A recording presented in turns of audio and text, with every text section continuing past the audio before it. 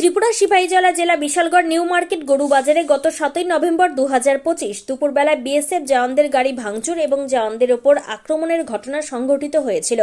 উক্ত ঘটনার পরিপ্রেক্ষিতে বিএসএফ জওয়ানদের পক্ষ থেকে বিশালগড় থানায় একটি মামলা দায়ের করা হয়। বিশালগড় থানায় মামলা নম্বর 104-25।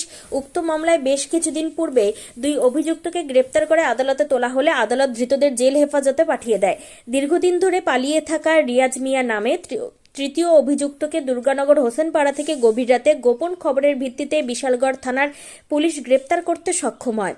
আরও একাধিক ব্যক্তির বিরুদ্ধে বিএসএফ জওয়ানরা বিশালগড় থানায় মামলা করেছেন বলে পুলিশ সূত্রে জানা গিয়েছে। মঙ্গলবার দুপুরে অভিযুক্তকে বিশালগড় আদালতে সোপর্দ করে পুলিশ।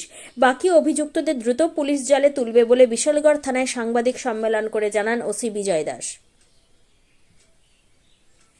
ত্রিপুরা থেকে জীবন সাহার সাথে বিক্রম কর্মকারের report, crime press Bengal news.